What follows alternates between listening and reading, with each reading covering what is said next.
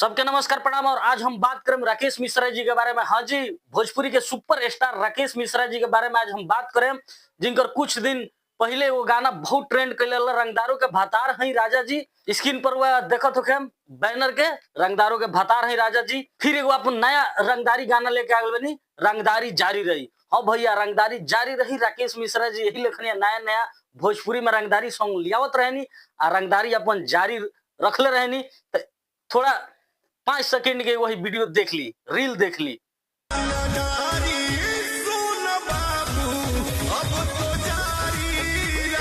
राकेश मिश्रा जी गाना गईले बनी रंगदारी जारी रही। लागत कि सारा रंगदारी भाइये खतरा बनल बा, हमनी खतरा तो कुछ नहीं बनल, लेकिन थोड़ा वीडियो में मस्ती हो जाला, थोड़ा हंसी मजाक होत रहेला। भैया ये गाना बा रंगदारी जारी रही। वो लोग खूब जाके वही पर रील बनाई, खूब गाना के शेयर करी। अभी फिलहाल 2-3 घंटा भइल गाना के अपलोड भइले और तहलका मचा दिल रील पर। रंगदारी जारी रही।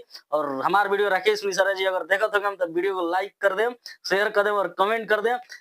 भैया के ही लेखनी रहो, प्यार आशीर्वाद देते रही लो। बीते कुछ दिन पहले भैया के संगे हमारे यही पर गाना पर वहाँ के रील अपलोड कैले रही, जो भैया के संग हम बने रही। रंगदारों के भतार रही राजा जी। स्क्रीन पर वो लोग देखत हो, रंगदारों के भतार रही राजा जी। बहुत ही अच्छा गाना यहाँ का लियावत रहनी और बहुत ही मस्त मिजाज आदमी है राकेश मिश्रा जी। और यही लेखनी यहाँ का रंगदारी बरकरार रहो मिश्रा जी के एकदम।